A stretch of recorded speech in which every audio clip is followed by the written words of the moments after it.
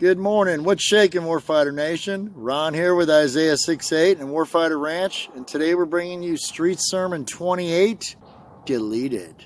About 20 years into my dark period, there's many things I can't remember to this day. However, this one incident during the depths of my own depression and despair really stands out. To be honest, I still suffer the effects of my own self-inflicted lashing out with regard to this period of time. You may have heard the phrase commonly used in wedding vows, "What God has created, let no man put asunder."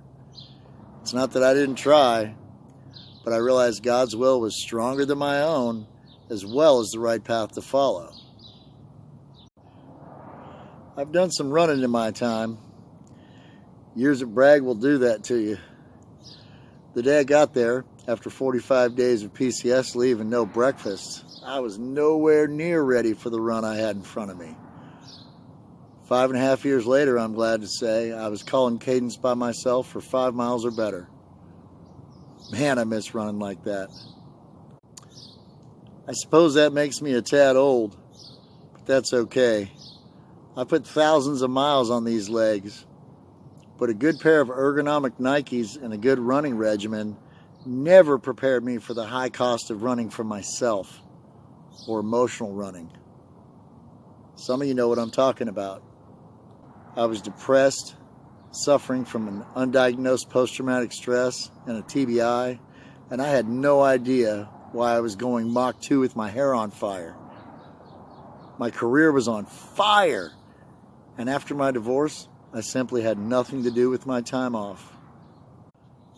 I was an active duty firefighter, yes, a 51 Mike, leading one of 4 deployable 6-man teams in the entire Army at the time, and I worked a 24 on, 24 off schedule with no extra duties. And my last year at Bragg left me as the only airborne firefighter on jump status in the entire Army. I was a hot commodity, and everyone in 18th Airborne Corps wanted the guy with his own fire engine. Working for and seeking the approval of other men was not the answer I was looking for. There's always a rise before the fall, and I was climbing on an ego-fueled high going straight up. But they don't make a parachute big enough to slow the descent of a fall from pride. I would strap hang with any unit I could find. Anything smoking, I was trying to get a shoot. When I wasn't driving out to Sicily Drop Zone on Saturdays, I was learning how to ride bulls. I was an adrenaline junkie out of control. And the only thing I knew is that it felt great and I didn't want it to slow down. Fresh off my second tour in Kosovo as a Task Force Falcon Fire Chief, I parlayed that opportunity to develop international connections, forge mutual aid agreements with different countries, and put a personal touch on the fire service. But each casualty, fatality, or incident was another building block that would eventually come tumbling down. No one had a clue what was happening to me, least of all me. And as my file was headed to the DA centralized E7 board while I was still in E5, things were looming large on the horizon. And then I PCS'd to Alaska, and that's where everything slowed down. No more jump status, no more bull riding, and I would eventually leave my career field as a firefighter and attend a BNOC reclass chemical course, and the NBC world was my new home. It was a smart move career-wise because we were now living in a post-9/11 world, and there's a razor-thin line between the world of hazmat and weapons of mass destruction. That is intent. After my medical retirement in 2005, I lost all sense of identity and self. You know, everyone talks trash about the day they get their DD-214. However, it was a very sad day for me. July 15th, 2005 came, and although we were glad to be together, it was definitely a bittersweet day for me. I was physically pained by sliding off my uniform one last time, and unlacing my green jungle boots for the last time was particularly brutal. I was empty. I had betrayed myself by putting all of my eggs into the Army's proverbial basket. The truth was harsh, but still the truth. I was only Staff Sergeant Breland when the Army saw fit, and I was easily replaceable. Game over, or so I thought. I didn't go into isolation. I lived there. I had many demons riding my back and breathing down my neck every second of the day. I couldn't get a decent night's rest to save my life, and anger fueled most of my forward momentum.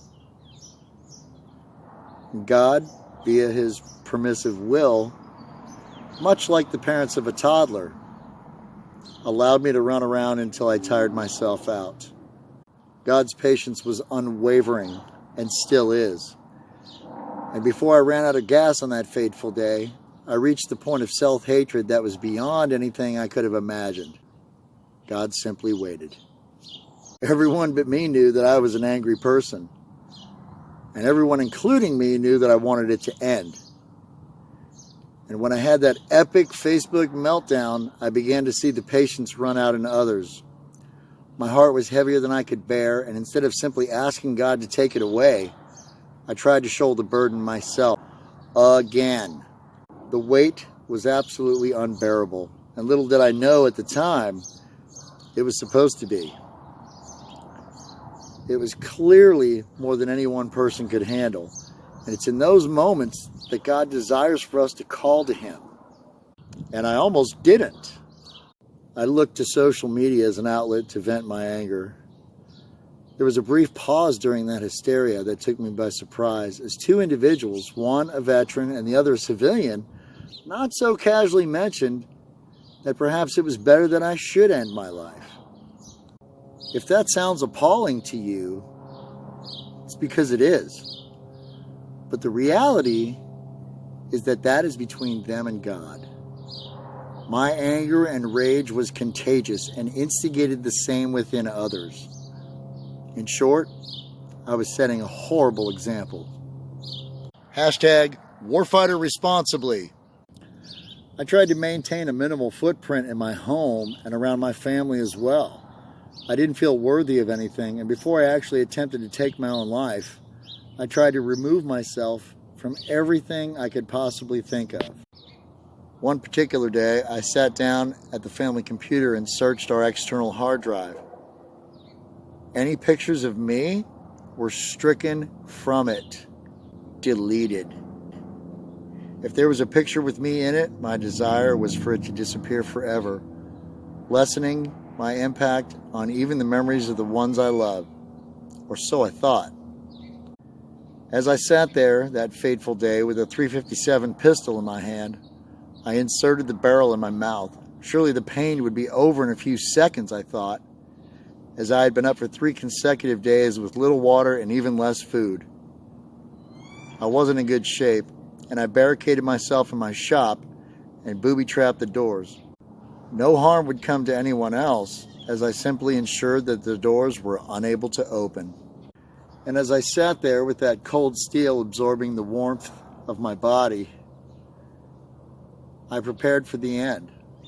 I apologized to God and I begged for his forgiveness. At that very moment, I had a revelation that froze time for me. I was crying hysterically and I was completely broken. It dawned on me that I would meet God in the next few seconds, and I would have to justify that, as intelligent as he made me, I would have to explain how this was the best course of action in accordance with his will. And I would have to sell it like everything depended on it. Because it did. This was all a part of Satan's deception, and I almost fell for it. No one person is strong enough to go it alone. That's exactly why we're better together. And although many memories have disappeared from my own personal record, I can still remember deleting all those pictures that day. Hundreds of them. And although I may not be able to get those back, I know that God's will overflow my memory with the blessings he has in store for me one day. I couldn't delete my pain, and I couldn't delete my mistakes. And I certainly could not eradicate my own sins. What I've learned since that day is that God alone has the power to remove our sins and even strike them from his own memory, as far as the east is from the west. I thought serving in the military was believing in something bigger than myself, but I needed to go even bigger. That was the day I put down my ego and pride like a wounded animal. And at the moment I did that, it felt as though the weight of the world fell away from my shoulders. God does not want our lives as a sacrifice in the form of suicide. He doesn't want martyrs. You are not eradicating some form of evil from the earth by taking yourself out. All these things I've seen, and I can only share them in the hopes that just one warfighter will hear my words and hear their own. Lord, thank you.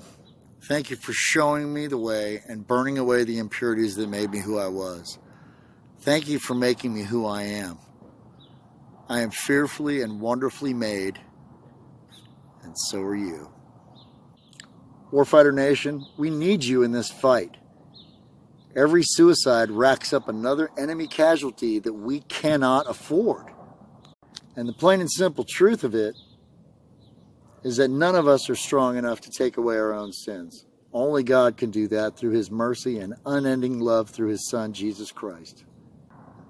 We love you. We really do. And we're praying for you. We know that right now there's someone out there craving, yearning for the peace that only Christ can provide. He didn't create us to hate. He created us to love and be loved. If you've never read the Bible, I would recommend starting in the Gospel of John. Your journey can begin today if you choose to make it so. I was afraid of picking up the Bible because I was afraid of being accountable for its contents once I did. Deep in my reading, I discovered that I was already accountable for what's inside. I was playing the game without reading the playbook. I was foolish, arrogant, and prideful. And I was also reminded that throughout all of this, that pride is the sin that God hates the most. After all, that's how Satan fell from grace. So, what example will you follow?